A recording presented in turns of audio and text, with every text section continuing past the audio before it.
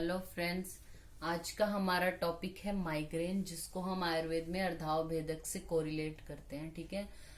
Video को ज्यादा से ज्यादा फ्रेंड्स लाइक कीजिए, शेयर कीजिए और चैनल को सब्सक्राइब जरूर कीजिए जिन्होंने अब तक सब्सक्राइब नहीं किया है। तो हम अपना टॉपिक शुरू करते हैं, माइग्रेन।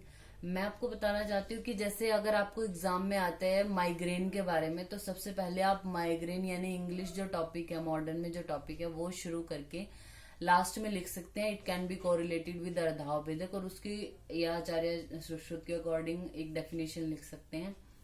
उसका ट्रीटमेंट अगर आपको लिखना है, वो डिपेंड करता है कितने मार्क्स के लिए माइग्रेन पूछा है। 5 मार्क्स में आया तो माइग्रेन को अच्छे से एक्सप्लेन करके लास्ट में लिख सकते हैं कि इसको अर्धाव भेदक से कोरिलेट करते हैं। अगर आपको अर्धाव भेदक पूछा गया तो पहले वो एक्सप्लेन करना है, यानी जो आयुर्वेद में अर्धाव भेदक है पहले उसको एक्सप्लेन करके फिर एंड में लिख सकते हैं कि in modern it can be correlated with migraine. जो आपको पूछा गया है उसको पहले एक्सप्लेन करना है। ठीक है। तो अब हम अपना टॉपिक शुरू करते हैं, migraine. So what is migraine? It is a throbbing intense headache in one half of the head. जैसे हमें अर्धाव भेदक में पढ़ा था कि जो उत्तमांग अर्ध है यानी सिर के आधे भाग में वेदना होती है, तो वही माइग्रेन में होता है। थ्रॉबिंग और इंटेंस हेडेक होता है one half of the head में। It is usually affect the people of middle age. Middle age के जो पीपल है उनको ज्यादा इफेक्ट करता है, और ये 3 times more common in females होता है।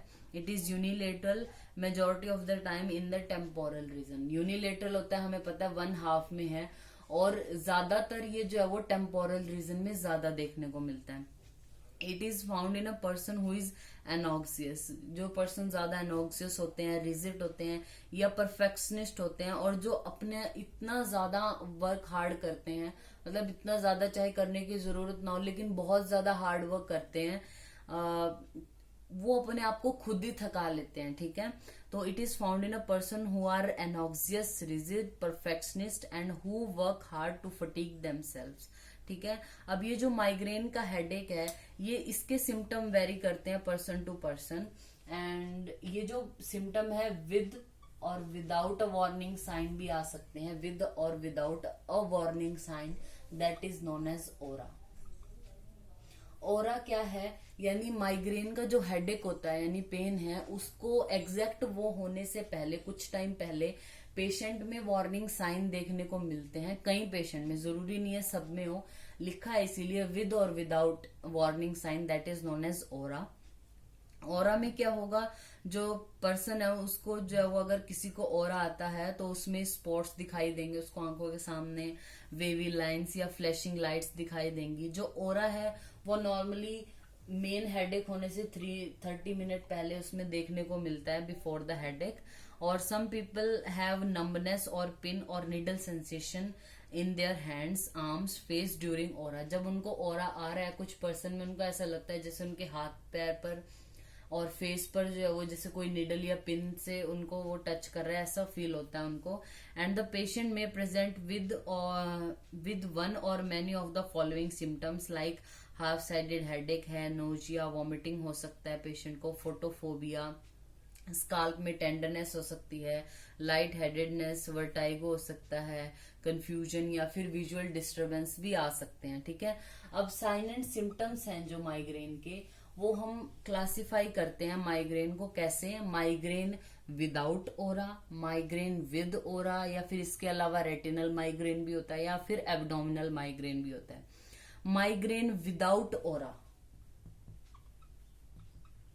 यानी ओरा है जो, यानी जो पहले वार्निंग साइन हमें मिल जाते हैं, उसके बिना जो माइग्रेन होता है उसको हम कैसे डायग्नोस करते हैं, कैसे हम ये बताते हैं कि ये माइग्रेन विदाउट ओरा है। ये नॉर्मली ये हमारा जो है वो कॉमनेस्ट है। It is diagnosed if there have been more than 5 attacks. Patient को 5 से ज्यादा अटैक्स आ चुके हैं, यानी 5 से ज्यादा बार उसको हेडेक हो चुका है, विद 2 और more of the following symptom. इनमें 2 या 2 से ज्यादा कोई भी ये सिम्टम हो, कौन से? जैसे यूनिलेटरल या पल्सेटिंग या मॉडरेट टू सीवियर पेन हो, अगर पेशेंट को नोजिया है, वॉमिटिंग है, फोटोफोबिया है, इन सिम्टम्स में से कोई भी 2 या 2 से ज्यादा उसको सिम्टम आ रहे हैं, और ऐसे अटैक यानी ऐसा हेडेक उसको 5 से ज्यादा बार हो चुका है, तो आप उसको कंफर्म कर देते हो कि उस पेशेंट को माइग्रेन है विदाउट ओरा। ठीक है। फिर आता है migraine with aura. Migraine with aura को आप डायग्नोस कैसे करोगे? When a patient develops some reversible focal neurological symptoms. Reversible focal neurological symptom आते हैं पेशेंट में within 5 to 20 minutes and these last for less than 1 hour. 5 से 20 minute के लिए जो है वो सिम्टम आते हैं पेशेंट में, या फिर 1 घंटे से कम टाइम के लिए ही रहते हैं, और इसके 2 अटैक्स होने चाहिए। मतलब पेशेंट में 2 बार ऐसे सिम्टम हमें देखने को मिले हैं।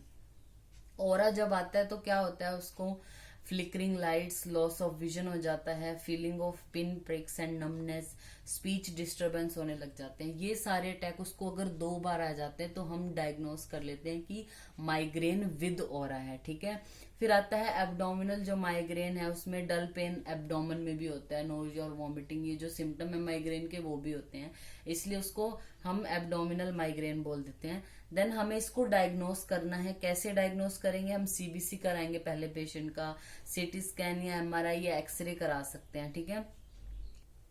फिर उसके बाद हम ट्रीटमेंट पढ़ रहे हैं। अब ट्रीटमेंट में क्या है, इसका कोई स्पेसिफिक ऐसे ट्रीटमेंट है नहीं, तो हमें जो वो बिल्कुल शांत जो एरिया उसमें रेस्ट करने को बोलना है पेशेंट में, एंड डार्कन जो रूम है, और ज्यादा से ज्यादा पानी पीने को बोलना है ताकि डिहाइड्रेशन ना हो उसको।